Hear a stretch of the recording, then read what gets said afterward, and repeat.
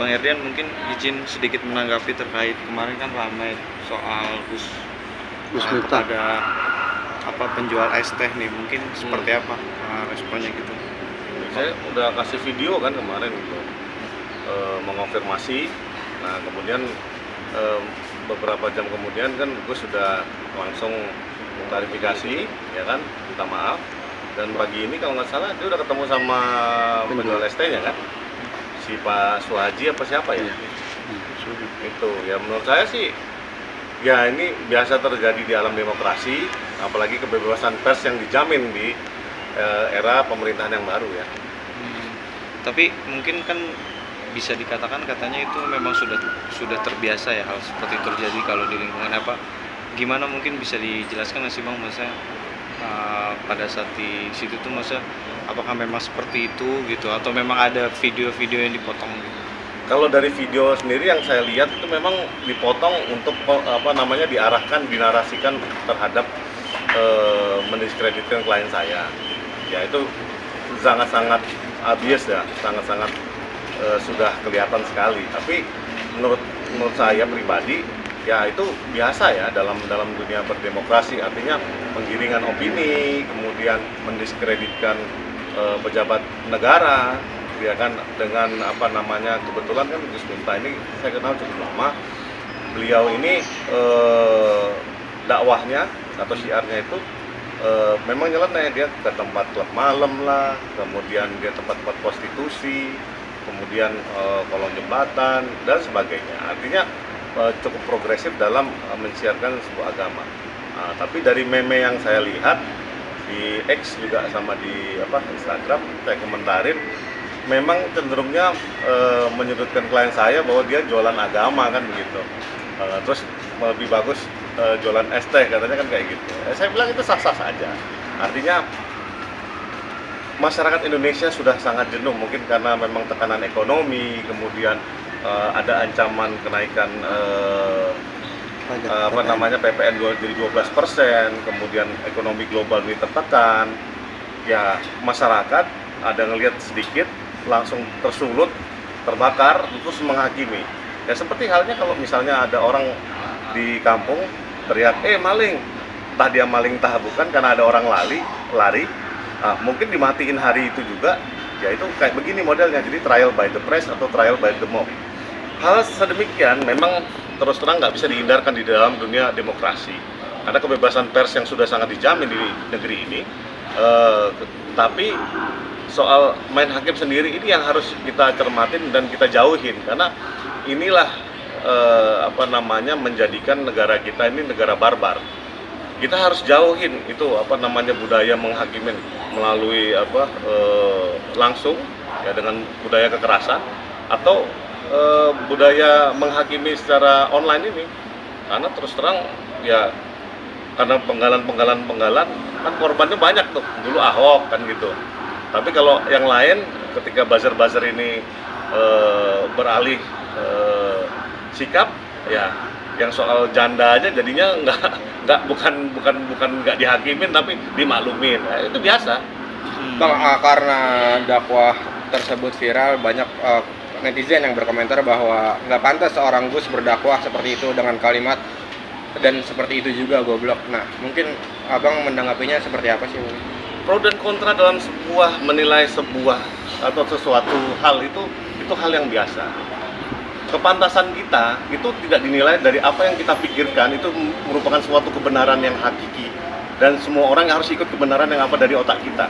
Contohnya kayak gini, seorang pemotor dia akan membenarkan perilaku dia melawan arah, ngangkat separator Transjakarta, masuk jalur Transjakarta, kemudian dia parkir di atas trotoar. Karena kenapa? Suka-suka dia. Apa yang ada di kepala dia adalah kebenaran untuk dia. Tapi kebenaran umum tidak sedemikian. Makanya kita harus membuka mata, hati, apalagi pikiran, bahwa hal yang dituduhkan itu adalah penggalan-penggalan video. Dan yang harus dicermatin adalah ketika dua orang yang disengketakan itu tidak berseteru, tapi coba dikomporin supaya berseteru. Nah, ini yang harus dihindari dari dunia demokrasi di Indonesia. Bang, tadi kan bicara penggalan video Bang ya. Tadi bicara pengalaman video, sedangkan saat diupload oleh PCNU, video itu utuh. Cuman akhirnya dihapus oleh PCNU. Tapi ada netizen yang menyelamatkan hal itu. Ketika abang bicara ini video tidak utuh, berarti kan menyaksikan rekaman video tersebut bang, dan kejadian Ini tersebut. narasinya nggak kayak gitu. Artinya memang yang ditunjukkan pertama adalah potongan video. Nah kalau nonton full video terus kamu komentarin ini NU nyambut apa nggak, tanya sama NU, bukan tanya sama saya. Kan gitu. Logikanya jangan dibalik dong. Infonya juga karena peristiwa tersebut Gus Miftah mendapatkan teguran langsung dari Seskap Mayor Teddy. Benar nggak sih bang? Sudah dikonfirmasi sama beliau langsung. Gimana gitu bang? Mungkin bang, apa tegurannya bang? Gimana bang? Bentuk Ya, teguran seperti- tolong tanyakan ke Gus langsung itu. Artinya berarti di sini Gus Miftah juga sudah mengakui atas ucapannya itu salah gitu. Gini, gaya bicara seseorang dalam mensiarkan suatu cerita atau narasi ketika ini kan soal agama ya. Ketika dia ada yang berkomentar, oh lu kalau mensiarkan agama mesti ada standarnya nih. Itu kan netizen yang mulia beranggapan sedemikian. Adabnya sangat mulia dan harus ikut letter lah. A, B, C-nya harus persis. Kira-kira ada yang dengar nggak? Ini kan makanya di dalam video saya pertama, saya bilang dia dengan pertanda-pertanda, artinya dengan gaya bicara dia untuk menerangkan suatu cerita. Makanya ketika memang dianggap itu penggalan, memang itu pertama penggalan. Nah ketika PCNU dicabut turunkan videonya, dia tanya sama yang bersangkutan kenapa diturunin. Nah ketika standar itu memang ada, siapa yang ngeluarin standar? Kan gitu. Nah logika netizen Indonesia harus dihadapkan kepada standar kelayakan umum. Ada nggak? Wajib nggak? Nah, adab itu yang jelas kita tidak boleh dikaitkan langsung terhadap satu konteks yang tidak berhubungan terus dihubung-hubungkan dengan cocok logi. Contoh kayak gini. Tadi yang logika saya kasih, ya kan? Ada pemotor dia bilang, oh ini motor saya mau ke sana. Oh nggak boleh, ini ada perboden. Nah, tapi karena saya naik motor saya boleh-boleh aja, nggak pakai helm kek, mau pakai kolor kek, ditilang. Saya nggak mau, saya bakar motor saya. Kenapa? Saya nggak mau ditilang. Nah itu logika yang komentar kayak gitu.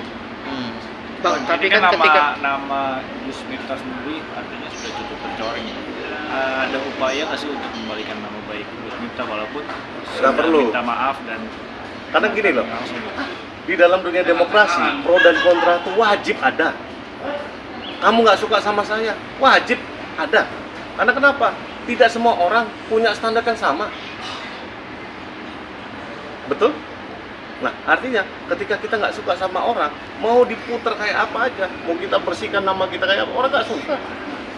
Nah, tapi karena ada penggalan itu dan ada tekanan ekonomi, ketika itu langsung muncul tuh, terbakar. Sama kayak tadi ada orang teriak maling, tahu-tahu bukan maling, tapi ada orang lari, ketika dia kena ada sesuatu kejadian lain, dia bisa dihakimi dan mati loh.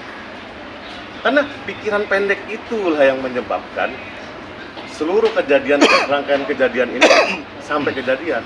Nah, kalau kita mereview, oh harusnya sedemikian ini pendakwah itu betul bagus. Why not? Kan gitu. Nah, makanya apakah seluruh pendakwah itu mau didaftarkan di dulu kan ada usulan tuh standar pendakwah mesti sedemikian ABCDEFG. Ayo mau ke sana nggak? Nah, saya kembalikan ke netizen juga. Bang, tapi kan bicara dengan posisi sekarang dan dia juga seorang ulama, tidak seharusnya ketika berdakwah itu berkata kasar, Bang. Itu bagaimana menyikapinya? Dia juga utusan khusus presiden loh. Ya, Benar. betul, Ya, jadi makanya. kan seluruh lambang apapun itu kan melekat padanya. Ya. Mau berkata kasar atau tidak, itu saya kembalikan ke gaya bicara seseorang. Artinya begini, itulah dimana dia coba mendekatkan diri ke masyarakat. Saya ulangin, mungkin itulah cara dia mendekatkan diri dengan viewers yang ada di situ. Mungkin ya, saya nggak tahu. Karena kenapa? Ketika dia mungkin berbicara di tempat lain, nggak pernah keluar kata-kata itu. Betul? Cuman kali ini ketika di situ dia keluar kata-kata itu. Betul? Artinya ketika kita mengeneralisir bahwa dia harus selalu mengeluarkan kata-kata itu, benar nggak itu? Nggak benar lah. Nah, logika itu yang harus kita camkan juga di kepala kita. Jangan juga karena, oh ini dia sekali ini, oh berarti dia dulu kayak gitu. Nah, nggak boleh. Nggak, bukan Bang, maksudnya kan seorang Gus bisa kita sebut sebagai ulama juga, dan utusan khusus presiden juga kan harus menjaga sikap di publik, Gus. Ya, Bang Herdian maksud saya gitu. Itu gimana Bang? Jadi dalam konteks, apakah Gus Miftah sudah bercerita sama Abang, gini loh gaya gua, atau kayak gimana gitu Bang? Kalau kita mengenal seseorang, ya memang makanya tadi kan ada teguran dari Mayor Teddy kan. Artinya kan itu cukup tegas lah. Saya kan nggak mau cerita urusan protokoler itu. Artinya bukan ranah saya juga. Tapi kalau kamu nanya siapa saya kenal Gus Miftah, saya kenal. Karena beliau itu gayanya kalau ngomong sehari-hari nggak pernah kasar juga. Nah, tapi ketika mungkin dia terbawa dari khalayak ramai itu, ya mungkin dia terbawa lah cara-cara menceritakannya itu. Kan tadi saya cerita juga,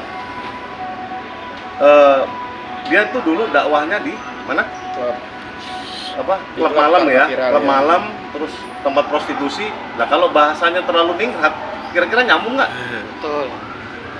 Nah, mungkin itulah saya kasih ilustrasi itu aja. Oke, dan ini berseliweran memes dari Gus Miftah sendiri, ada plan melaporkan itu? Gus Nggak Miftah? perlu lah. Itu kan ini dinamika yang sangat lumrah ya di dunia demokrasi. Saya sangat menghargai yang mengomentari minus atau ngatain saya goblok juga atau ngatain Gus Miftah goblok juga.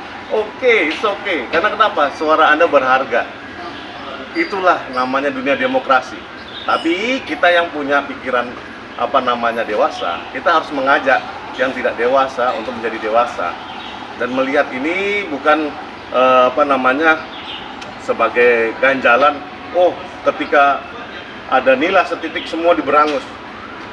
Ketika ada bentol di titik satu motor atau satu barang, kita mesti bakar barangnya.